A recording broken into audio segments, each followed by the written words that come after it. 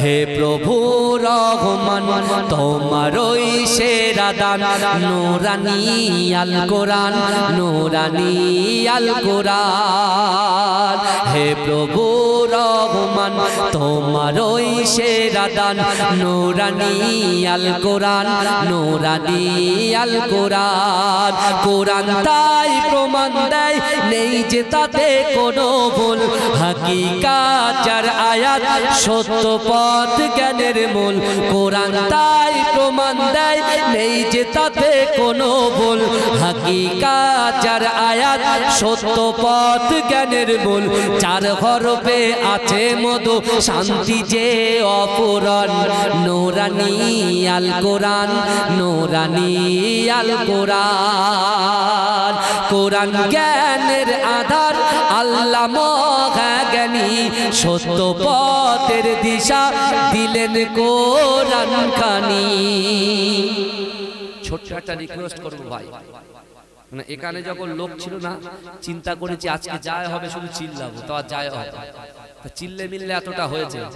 আমি চিল্লাচ্ছি আমার এখন পুরো আল্লাহ রহমে আপনাদের ভালোবাসা আপনাদের দোয়ায় এখন একটানা সেই রোজা পর্যন্ত জলসা বুঝলেন, প্রত্যেক দিনের এখন একটা দুটো আছে। আপনারা আমি চিল্লাচ্ছি কন্টিনিউ, কিন্তু আপনারা বসে একটু সুবহানাল্লাহ আলহামদুলিল্লাহ একটু চিৎকার দিয়ে বললে আল্লাহও খুশি হবে আর আমি একটু সাহস পাবো যে না আমার পিছন থেকে আমার বাবাজিরা আমাকে সাপোর্ট দিচ্ছে। বুঝতে পারছেন না? ভালো করে বুঝবেন কোরআনের মধ্যে ওয়াইসাল কারনি কোরআন বুঝেছিল, ওয়াইসাল কারনি কোরআন বুঝেছিল, কোরআন সত্য পথের দিশা দেয় সেটা এখানে বলছে। ওয়াইসাল কারনি কি আয়াত করে বুঝেছিল? আল্লাহর কোরআন বলছে ওয়ালা তাকুল্লাহুমা উফি ওয়ালা তানহারুহুমা ওয়া কুল্লাহুমা কাওলান কারীমা। আল্লাহ বলছেন এ আমার বান্দা বান্দীরা তোমাদের আচার আচরণে তোমাদের ব্যবহারে তোমাদের পিতামাতার সঙ্গে বাজে ব্যবহার করো না যাতে করে তারা উফ শব্দ বলে। ওয়াইসাল কারনি আম্মাজানকে বলছে আম্মাজান আমি রাসূলুল্লাহকে বহু মহব্বত করি, তো আপনি যদি অনুমতি দেন তাহলে একটু সাক্ষাৎ করেছি। মা বলছে দেখো তুমি যাবে যদি রাসূলুল্লাহর সঙ্গে সাক্ষাৎ হয় তো আলহামদুলিল্লাহ, যদি না হয় তুমি সাথে সাথে চলে আসবে। ওয়াইসাল কারনি গেলেন সালাম দিলেন কিন্তু পেলেন না রাসূলুল্লাহকে। কিন্তু আল্লাহর রাসূল আমার রাসূলুল্লাহর মহব্বত উম্মতের জন্য কতখানি দেখেন।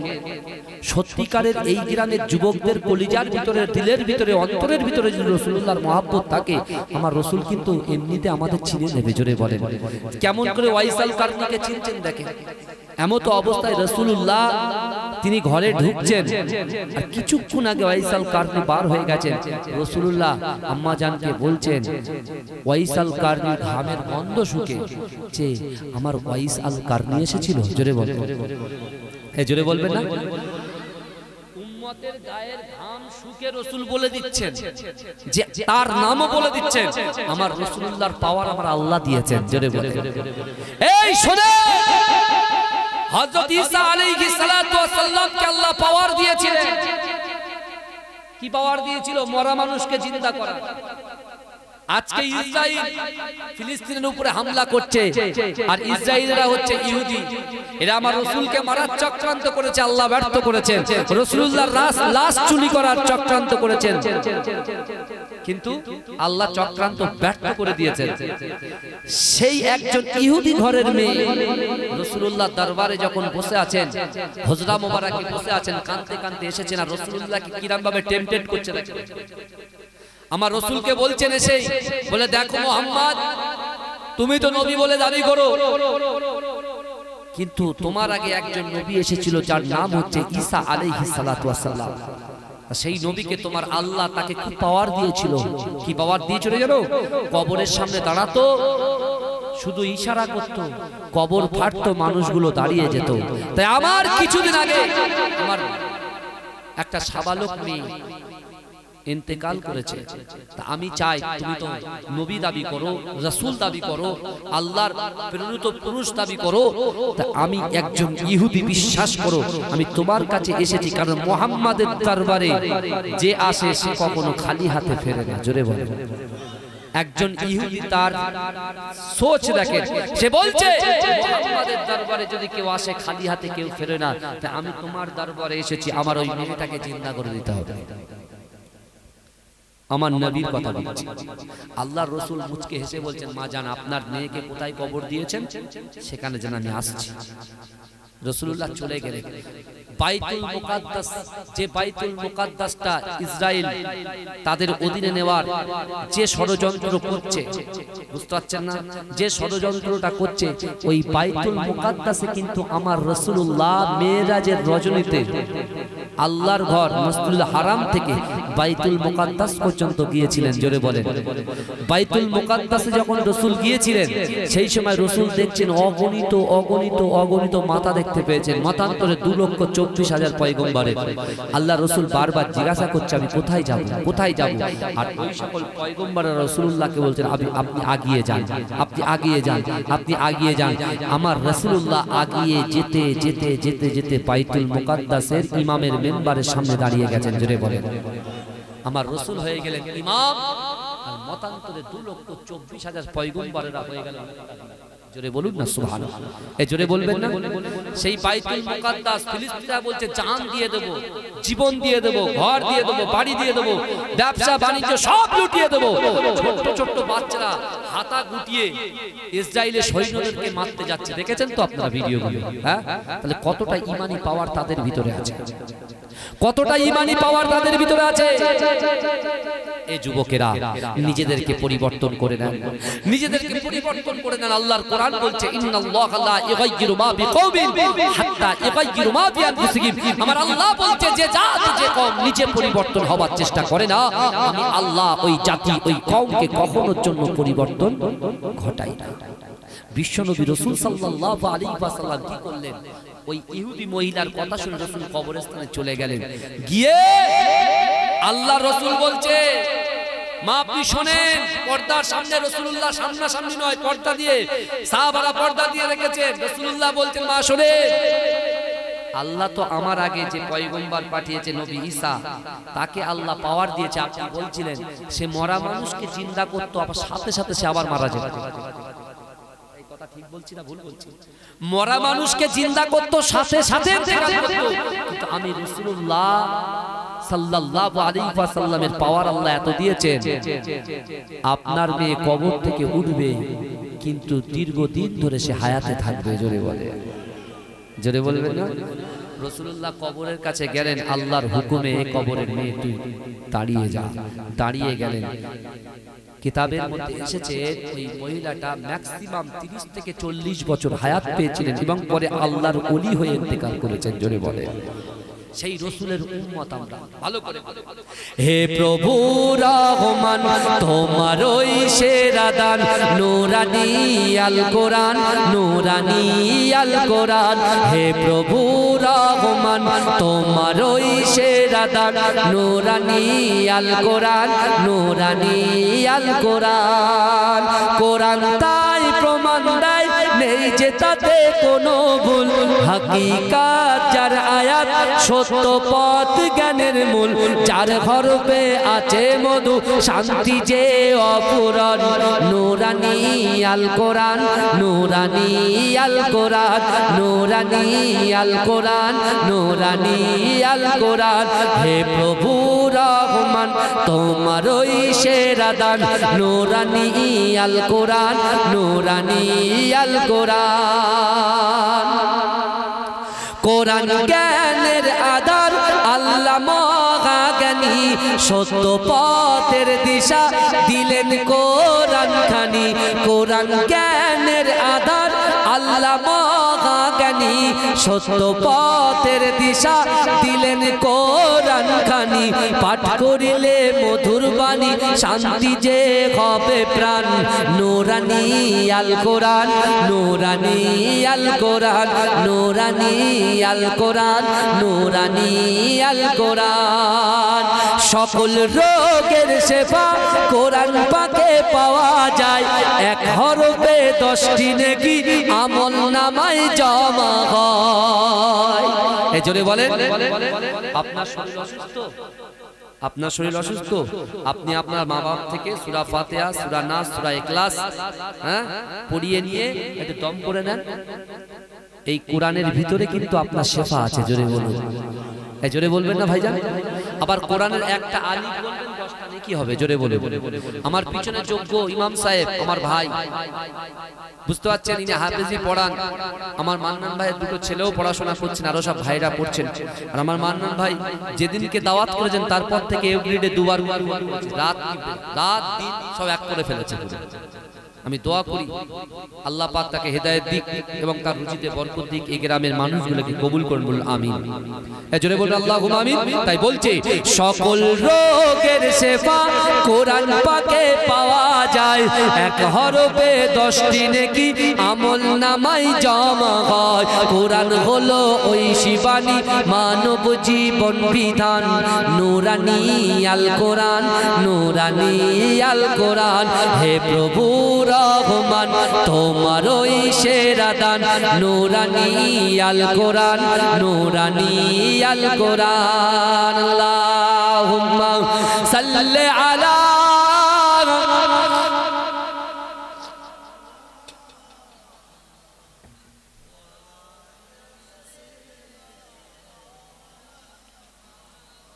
আমার ভাইরা বাবাজিরা, আমি যে কথা বলতে বলতে এতদূর পর্যন্ত এসেছি, আল্লাহর রাসূল এবারে সংকল্প করলেন যে আমি কাবা শরীফের সামনে কোরআন তেলাওয়াত করব। রাসূলুল্লাহর কোরআন তেলাওয়াত শুনে আবু সুফিয়ান আবু জেহেলকে বলছে আমি ঈমান গ্রহণ করব।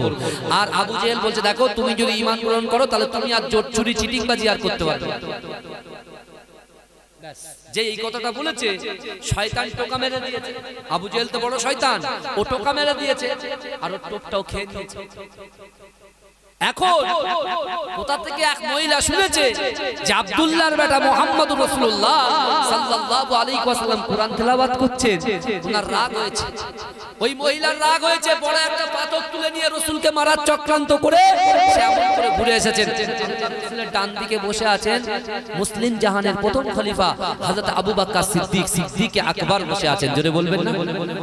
এই সিদ্দিক আকবর যখন বসে আছে, ওই মহিলা এসে সিদ্দিক আকবর বলছে এ আবু বকর তোমার নবী কোথায় গো? এই ভালো করে বুঝবেন, আল্লাহ বলছেন ওহুম লা ইফতানুন, আর আল্লাহ বলছে ওয়াসারিউ ইলা মাগফিরাতিন মির রাব্বিকুম, আমি আল্লাহ আমার ক্ষমার দিকে এসো। আল্লাহ বলছে বান্দা তুমি জানো জান্নাতটা কত বড়? এ বান্দি তুমি কি জানো জান্নাতটা কত বড়? আল্লাহ বলছেন আসমান জমিনের মিডিলে যতটা ফাঁকা জায়গা আছে, ফাঁকা জায়গা স্বরূপ একটা জান্নাত। জোরে বল। তাহলে আল্লাহ বলছেন আমি জান্নাত কাকে দেব? উইদ্দাত লিল মুত্তাকিন, আর আমি আল্লাহ জান্নাত দেব অনলি ফর মুত্তাকিনদের জন্য। জোরে বলুন মুত্তাকিন কারা? যাদের ভিতরে আল্লাহর ভয় আছে, যাদের ভিতরে আল্লাহর ভয় আছে। রাসূলুল্লাহর সামনে আবু বকর সিদ্দিক মুচকে মুচকে কেন? ওই মহিলার কারনামা দেখে। কেন আমি এখানে বসে আছি, আমার ভাইরা এখানে বসে আছে, কেউ আমাকে মারতে এসেছেন, সে যদি এসে জিজ্ঞেস করে রাকিবুল কোথায়, স্বাভাবিক হাসবে কি হাসবে না? আমি তো সামনে বসে আছি, কিন্তু ওই মহিলা পাথর তুলে নিয়েছেন আমার নবীকে মারবেন, আমাদের নবীকে মারবেন। কিন্তু আবু বকর বলছে ইয়া রাসূলুল্লাহ খবর কি? রাসূলুল্লাহ মুচকে মুচকে হাসছে, বলে দেখো কি হয়। ওই মহিলা খুঁজে খুঁজে রাসূলুল্লাহ না পেয়ে, বুঝলে না, সেই বিড়াল ছানার স্কুলে পড়েছেন না, বিড়াল ছানার গল্প বুঝতে পারছেন? একটা বাড়ির উপরে একটা চড়ুই পাখি বাসা বেঁধেছে, আর বিড়াল ছানার বড় আশা ওই পাখিটা গিয়ে খাবে, বুঝতে পারছেন না? কিন্তু আর বেগুন গাছ ছিল, বুঝলেন, বেগুন গাছে কাঁটা থাকে, কাঁটা থাকে না? এখন লাভ দিতে গিয়েছে, আর সে পাখি খাওয়া তো দূরের কথা, পুরো বেগুন গাছের খোঁচাকে বিড়াল মামা বাড়ি চলে যায়। তা ওই মহিলা আল্লাহ রাসূলকে মারার চক্রান্ত করছে, যেখানে আবু জেহেল, আবু লাহাব, উতবা, শাইবা, শিবা দারুন নাদওয়াতে বসে আমার রাসূলকে মারার প্ল্যান করছে। আল্লাহ আমার আসমান থেকে বলছে হে আবু জেহেল, হে আবু লাহাব, হে উতবা, হে শাইবা, তোরা আমার রাসূলকে জমিনের উপরে মারার প্ল্যান করিস, আর আমি আল্লাহ আমার হাবিবকে বাঁচানোর জন্য আসমানে প্ল্যান করি। জোরে বলে।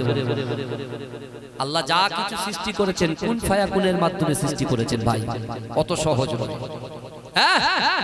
এমতো অবস্থায় ওই মহিলা ওই বেগুন গাছের খোঁচা, ও মনে কষ্ট পেয়ে চলে যাচ্ছে, রাসূলকে দেখতে পায়নি।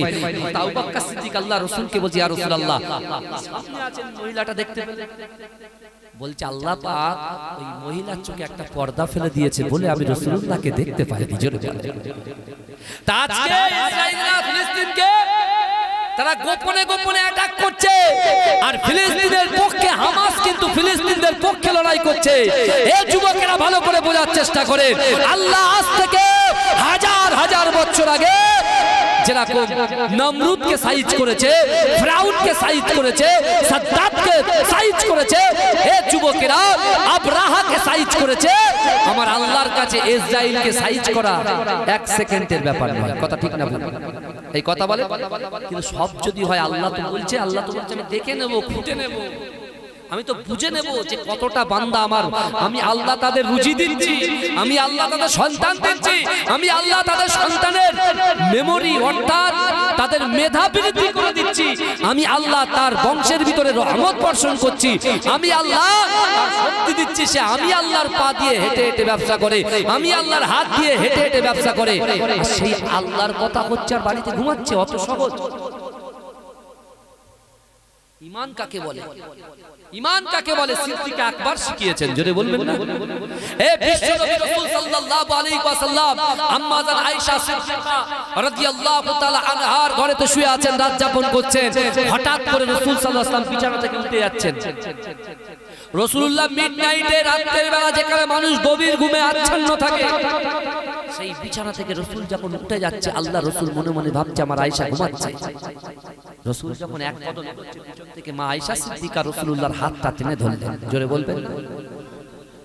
আল্লাহ রাসূল সাল্লাল্লাহু আলাইহি ওয়াসাল্লামের দিকে তাকিয়ে আয়েশার চোখ দিয়ে ছটছট ছটছট করে পানি পড়ছে। না রাসূলুল্লাহ কি বলছি, ইয়া রাসূলুল্লাহ, ইয়া হাবিবাল্লাহ, হুজুর ইয়া তুমি ক্ষমা করবেন, আমি দৈনন্দিন দেখছি, আমি লক্ষ্য করছি আপনি গোপনে গোপনে রাতের বেলা কোথায় চলে যান।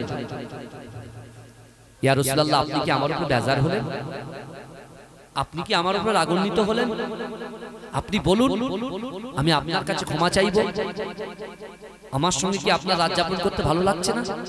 আল্লাহ রাসূল কাঁদতে কাঁদতে বলছে, আয়েশা রে তুমি জানো আমি রাসূলুল্লাহ প্রত্যেক নাইটে এমন করে একবার নয় দুবার নয়, কারণ আমার উম্মত জাহান্নামে যাবে, আমি রাসূলুল্লাহ সহ্য করতে পারি না, আমি রাসূলুল্লাহ মার খেয়েছি, তারপরে তার হেদায়েতের জন্য দোয়া চেয়েছি, আমি একবার নয় দুবার নয় আবু জেহেলের বাড়ি 450 বার দিনের দাওয়াত দিতে গেছি, আজও আমি আবু জেহেলের বাড়ি দিনের দাওয়াত দিতে যাচ্ছি। জোরে বলবেন, এই জোরে বলবেন। কে মারার প্ল্যান করতো সেই রাসূল তার জন্য পাগল, বুঝতে পারছেন না সে কিভাবে ইহদিনাস সিরাতাল মুস্তাকিমের পথে আসবে। মা আয়েশা সিদ্দিকা হাতটা ছেড়ে দিলেন আর বললেন, ভরাক্রান্ত মনে বললেন, ইয়া রাসূলুল্লাহ আপনি সাবধান, কারণ আবু জেহেল আপনাকে মারার চেষ্টা করে, চক্রান্ত করে, আপনাকে হয়তো আঘাত করবে। ইয়া রাসূলুল্লাহ আপনাকে আঘাত করলে আমি আয়েশা সহ্য করতে পারবো না। আল্লাহ রাসূল বলছে, আয়েশা সবই আল্লাহর কাছে। এমন করে চলে গেলেন। আবু জেহেলের বাড়িতে যখন গিয়েছে, আবু জেহেল আমার রাসূলকে একটা পাথর মেরে আমার রাসূলুল্লাহর মাথাটাকে ফাটিয়ে দিয়েছে। জোরে বলুন নাউজুবিল্লাহ। মা আয়েশা সিদ্দিকার ঘরে এসে রাসূলুল্লাহ যখন এসেছেন, দেখছেন আল্লাহ রাসূলের গা দিয়ে রক্ত বেরোচ্ছে, সঙ্গে সঙ্গে মা আয়েশা সিদ্দিকা নিজে আঁচল দিয়ে ভালো করে রাসূলুল্লাহকে বুলিয়ে দিলেন। আল্লাহ সহ্য করতে পারলেন না, তারপরের দিনে আল্লাহর সঙ্গে রাসূলুল্লাহ সাক্ষাৎ করতে আল্লাহ মিরাজের রজনীতে জিবরাইল মারফত আল্লাহ বুরাক পাঠিয়ে দিলেন। জোরে বলেন, এই জোরে বলা যাবে না, এটা চিৎকার দিয়ে বলা যাবে না। বাইতুল মুকাদ্দাস আল্লাহর রাসূল গেলেন, আমি প্রথমে বলেছি আগিয়ে যান রাসূলুল্লাহ ইমাম হলেন। আল্লাহর রাসূলকে আল্লাহ এক নাইটে মসজিদে হারাম থেকে সুবহানাল্লাযী আসরা বিআবদিহি লাইলাম মিনাল মাসজিদিল হারাম ইলাল মাসজিদিল আকসা পৌঁছে দিলেন। সেখানে 2 রাকাত নামাজ পড়ালেন। সেখান থেকে আরেকটা রাফরাফে করে তিনি চলে গেলেন কোথায়? আল্লাহর সঙ্গে দিদার করতে। আল্লাহ জান্নাত দেখালেন, জাহান্নাম দেখালেন, কোন কোন উম্মত কত বড় বড় আসন পাবে, কত বড় বড় জায়গায় কোন জায়গায় থাকবে, জিনা করলে কি গুনাহ, হারাম খেলে কি গুনাহ, লটারি কাটলে কি গুনাহ, পিতামাতার কষ্ট দিলে কি গুনাহ, হাফেজ মুখস্থ করার পরে ভুলে গেলে কি গুনাহ, সব রাসূলুল্লাহকে দেখালেন আল্লাহ। তারপরে এই এক নাইটের ভিতরে রাসূলুল্লাহ আবার মসজিদুল হারামে আল্লাহ আমার রাসূলকে পৌঁছে দিলেন। জোরে বলে। কিন্তু গতদিনে রাসূলুল্লাহ যখন আবু জেহেলের বাড়িতে গিয়েছিল, আবু জেহেল বলেছিল, মুহাম্মদ তোমার মুখটাকে আর দেখাবে না, কারণ তোমার মুখ দেখতে আমার ভালো লাগে না। জোরে বলুন নাউজুবিল্লাহ। হ্যাঁ, তারপরে আল্লাহর কাছ থেকে মেরাজ থেকে সাক্ষাৎ করে রাসূল যখন আসলেন, রাসূল যখন হারামে বসে আছেন, এই রাস্তা দিয়ে ঠিক ফজরের পরে নামাজের পরে আজ আপনার আবু জেহেল ওই রাস্তা দিয়ে যখন যাচ্ছেন, আল্লাহর রাসূল মাথাটা হেট করে আছেন, আবু জেহেলের নজরটা রাসূলুল্লাহর দিকে যেই গিয়েছেন, তিনি দেখছেন গতকাল রাসূল যতটা সুন্দর ছিল তার থেকে হাজার হাজার গুণ সুন্দর রাসূল হয়ে গেছে। জোরে বলুন রাসূলুল্লাহর মুখ দিয়ে যেন নূর চমকাচ্ছে। জোরে বলুন। আবু জেহেল কতদিনে রাসূলুল্লাহকে আঘাত করেছে, তারপরে সেই আবু জেহেল বলছে রাসূলকে যে মুহাম্মদ কি ব্যাপার বলো তো, গতকালকে একরকম দেখলাম তোমাকে, আর আজকে দেখছি তোমার মুখ থেকে ফেস দিয়ে নূর চমকাচ্ছে। জোরে বলুন না। রাসূল বলছে এই তো আবু জেহেল নরম হয়েছে, রাসূল দিনের দাওয়াত দেওয়া শুরু করেছেন।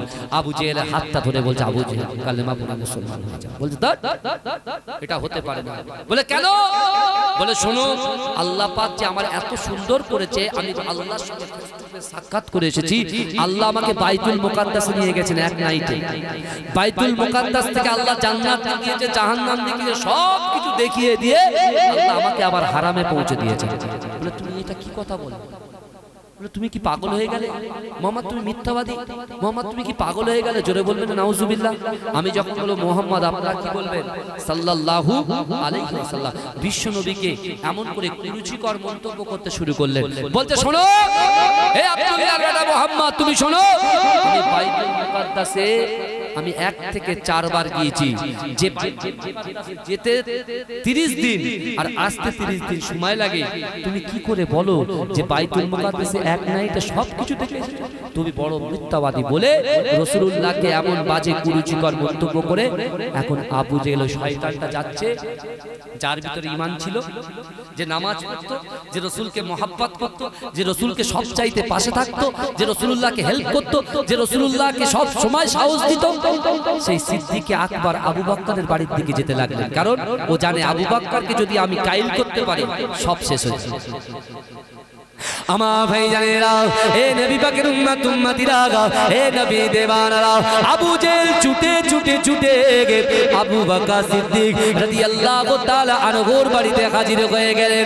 হে আল্লাহর রাসূলের সাহাবা আবু বকর, তুমি ঘর থেকে বার হয়ে এসো, তুমি ঘর থেকে বার হয়ে এসো। আবু বকর ঘর থেকে বার হয়ে আসলেন। হে যুবকেরা, ওই সময় আবু জেহেল বলছে আবু বকর, তুমি কার সঙ্গে সময় দাও, তুমি কার সঙ্গে সময় কাটাও, কাকে তুমি নবী বলে মেরেছো, কাকে তুমি রাসূল বলে মেরেছো, কাকে তুমি জীবনের থেকে বেশি মহব্বত করেছো? হে যুবকেরা, হে নবী পাকের উম্মত উম্মতিরা, আবু জেহেলের সামনে আবু বকর বলছে কি হয়েছে বলো? বলছে না না না, তোমার নবী তোমার মুহাম্মদ পাগল হয়ে গেছে, মাথা খারাপ হয়ে গেছে। সে আমাকে বলছে না না, আল্লাহর হারাম থেকে এমন করে বাইতুল মুকাদ্দাস পর্যন্ত এক নাতে গিয়েছে, আল্লাহর সঙ্গে সাক্ষাৎ করেছে, জান্নাত থেকে যে জাহান্নাম গিয়েছে। না না না, এটা কখনো সম্ভব নয়। হে আবু বকর, তুমি কি জানো আমি আবু জেহেল এমন করে একবার নয়, দুবার নয়, 4 বার বাইতুল মুকাদ্দাসে গিয়েছি, যে বাইতুল মুকাদ্দাসে যেতে 30 দিন আসতে 30 দিন সময় লাগে। ওই বাইতুল মুকাদ্দাসে তোমার নবী কি করে এক নাইটে গেল? হে যুবকেরা, এই সকল কথা নিয়ে গেছে আবু জেহেল এমন করে আবু বকর সিদ্দিক রাদিয়াল্লাহু তাআলা আনহুর সামনে যখন বললেন, আল্লাহর রাসূলের সাহাবা হযরত আবু বকর সিদ্দিক রাদিয়াল্লাহু তাআলা আনহু ওই সময় আবু জেহেলকে শয়তান বলে দূর করে দাঁড়িয়ে দিয়ে বললেন, হে আবু জেহেল শয়তান মুরতাদ, শোনো শোনো, আমার রাসূলুল্লাহ সাল্লাল্লাহু আলাইহি ওয়াসাল্লাম আজকে ফজরের নামাজের পরে তোমার সঙ্গে যে কথাগুলো বলেছে আর যে কথাগুলো তুমি বিশ্বাস করে নাও, আমি তোমার মুখ থেকে শুনে আমি আবু বকর বলছি, আমার দয়ার নবী রাসূলুল্লাহ সাল্লাল্লাহু আলাইহি ওয়াসাল্লাম যে কথাগুলো তোমার সঙ্গে বলেছে বারহাক সত্য কথা বলেছে। জোরে বলবেন, বারহাক সত্য কথা বলেছে। আবু জেহেল চিন্তা করছে, যা এটাও শেষ হয়ে গেল। আবু বকরের ঈমান এত মজবুত হয়ে গেল, এত তীক্ষ্ণ হয়ে গেল, এত হার্ড হয়ে গেল, এত শক্ত হয়ে গেল। হ্যাঁ, এটা কি করে সম্ভব? আবু জেহেলকে শয়তান বলেছে আবু বকর, রাগ হয়ে গেছে, বেরিয়ে গেছে। আর আবু বকর সিদ্দিক মনে মনে ভাবছে, আমার রাসূল সাল্লাল্লাহু আলাইহি ওয়াসাল্লাম, আমার প্রিয় নবী মুস্তাফা জানে রহমত, নিশ্চয় আবু জেহেল তাকে কটু কথা বলেছে, বাজে কথা বলেছে। হ্যাঁ, তিনি সাথে সাথে কি করেছে জানেন? বাড়ি থেকে ছুটতে লেগেছে যে আমার রাসূল হয়তো আল্লাহর রাসূল হয়তো মসজিদুল হারামের পাশে বসে খাচ্ছেন। আমার ভাইজানেরা, হে নবী পাকের উম্মত উম্মতিরা, হে নবী দেওয়ানরা, সিদ্দিক আকবর হযরত আবু বকর সিদ্দিক রাদিয়াল্লাহু তাআলা আনহু এমন করে ছুটে ছুটে ছুটে ছুটে মসজিদ হারামের কাছে এসে দেখতে পাচ্ছেন আমার দয়ার নবী রাসূলুল্লাহ অজনয়নে বসে বসে ক্রন্দন করে। হে যুবকেরা, আবু বকর সিদ্দিক এসে আল্লাহর রাসূলের পিছনে হাত দিয়ে বললেন, ইয়া রাসূলুল্লাহ, হাবিবাল্লাহ, আপনি কাঁদবেন না, কাঁদবেন না, কাঁদবেন না, আপনার কান্না আমি আবু বকর সহ্য করতে পারি না। ইয়া রাসূলুল্লাহ, ইয়া হাবিবাল্লাহ, হযুর আপনাকে আবু জেহেল কত কুরুচিকর মন্তব্য করেছে, আপনার সঙ্গে বাজে ব্যবহার করেছে। ইয়া রাসূলুল্লাহ, ইয়া হাবিবাল্লাহ, হযুর আপনি খুশি হয়ে যান। আমি আবু বকর সিদ্দিক বলছি, আপনি আবু জেহেলকে যা যা বলেছেন আমি যখন তার মুখ থেকে শুনলাম, আমি প্রকাশ্যে তাকে বললাম, আমার দয়ার নবী রাসূলুল্লাহ মুখ থেকে যে কথাটা বলেছে আমি আবু বকর সেটাকেই মেনে নিলাম। জোরে বলেন, কাঁদবেন না, আমি মেনে নিলাম। জোরে বলবেন না সুবহানাল্লাহ। মেনে নিলেন। মেনে নেওয়ার পরে আল্লাহ খুশি হয়ে গেলেন। আল্লাহ জিবরাইলকে বলছে, জিবরাইল তুমি যাও আমার হাবিবের কাছে যাও, আমার হাবিবকে গিয়ে বলো এই যে আমার রাসূলুল্লাহর সঙ্গে এই যে এত সুন্দর ব্যবহার আবু বকর করেছে, আমি আল্লাহ পাক তার উপরে এই ব্যবহার করে খুশি হয়ে রাজি হয়ে আমি আল্লাহ তাকে সিদ্দিক আকবর বানিয়ে দিলাম। জোরে বলেন, জোরে বলবেন। ভাইজান, নিজের জীবনটাকে পরিবর্তন করে আমার মা বোনেরা নিজেরা পর্দায় থাকেন, নিজের কন্যাদেরকে পর্দা করানোর হুকুম আপনারা দেন, তাদেরকে একটু গাইড করেন। আমার যুবক ভাইদেরকে বলি, আসুন আমার ভাইরা, আজকে দেখুন পৃথিবী থেকে যাওয়ার কোনো গ্যারান্টি নেই।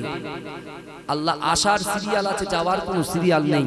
তুমি দেখছো না ফিলিস্তিনের বাচ্চা বাচ্চা ছেলেগুলো, তারা যাদেরকে কোলে করে নিয়ে খেলার বয়স, যাদের পিতামাতার মহাব্বত কাছে থাকার বয়স, সেই ছেলে মারা যাচ্ছে। ভাই, মোমবাতি যখন আপনি জ্বালাবেন, আগুন জ্বালিয়ে দেবেন, মোমবাতি আস্তে আস্তে ছোট হয়ে যাচ্ছে, একসময় দেখবে পুরো ফিনিশ, গায়েব হয়ে গেছে। তা আমাদের হায়াত কিন্তু আস্তে আস্তে ফুরিয়ে যাচ্ছে ভাই। হায়াতটাকে অবস্থায় ফুরিয়ে যাওয়ার আগে হায়াতটাকে কদর করা শেখে। বিশেষ করে সর্বপ্রথমে কিয়ামতের মাঠে আল্লাহ জিজ্ঞাসা করবে না তোমার বাপের নাম কি, তোমার মায়ের নাম কি, তুমি কতটা ব্যবসা করতে, কতটা বাণিজ্য করতে, আল্লাহ এসব জিজ্ঞাসা করবে না। আল্লাহ প্রথমে জিজ্ঞাসা করবে, বান্দা তুমি কতটা নামাজ নিয়ে এসেছো, আমি আল্লাহর কাছে দেখাও। তাই আসুন নামাজের কদর করার চেষ্টা করেন, কোরআন তেলাওয়াত করেন। আর বিশেষ করে যে কবর, আপনি এখন বর্তমানে ইউটিউবে যুক্ত, কত লোক বলছে কবর জিয়ারত করা বেদাত, কত লোক বলছে পীর মানা চলবে না, নানান রকম। ওইসব থেকে কান দিয়ে কোনো লাভ নেই ভাই। বুঝতে পারছেন না? আপনার কবরের খবর অন্য কেউ দিতে যাবে না, শুধু একজন আসবে। পৃথিবীর কোনো নেতা আপনার খবর নেবে না, কোনো ফ্রেন্ড, কোনো বন্ধু, কোনো বান্ধবী। তোমার কাছে যতক্ষণ টাকা থাকবে তোমার পাশে থাকবে, টাকা থাকবে না তোমার পাশ থেকে সরে যাবে। তুমি মরে যাবে, মায়া কান্না কাঁদবে, আর যাবে না। কিন্তু রাসূলুল্লাহর মহব্বত কলিজায় নিয়ে যদি যেতে পারো, রাসূল মদিনা থেকে তোমার কবরে হাজির হয়ে যাবে। জোরে বলবেন না? তাই আসুন সেই রাসূলকে মহব্বত করার চেষ্টা করেন। আসুন সালাম পড়ে ইয়া নবী।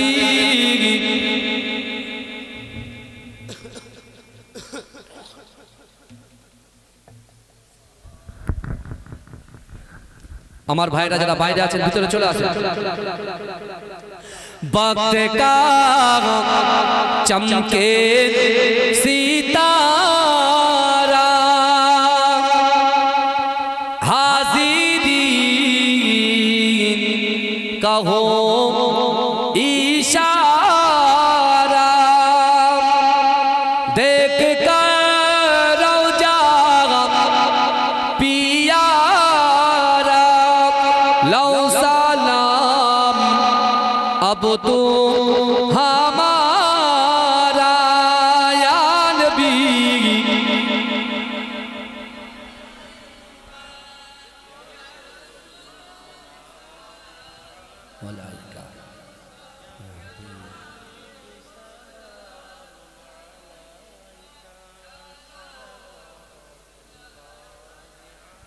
नबीजी मिराज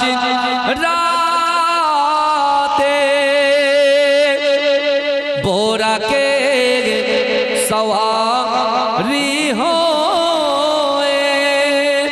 पहुँचले खोदा दीदारे फिरिले दीदार ओ कोरे या नबी सलामो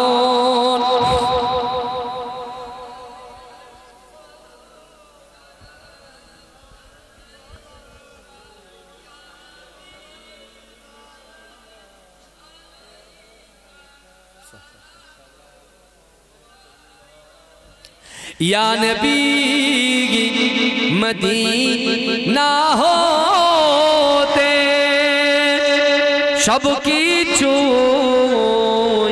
परे देखीते मोদের লাশ কবরে রাখিলে লইবেন আপন ও কোলে ইয়া নবী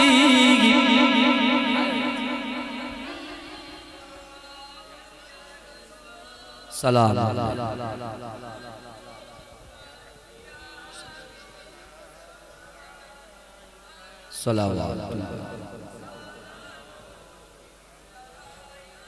बलगल गुला बिकमालिही कशफत दुजा बिजमालिही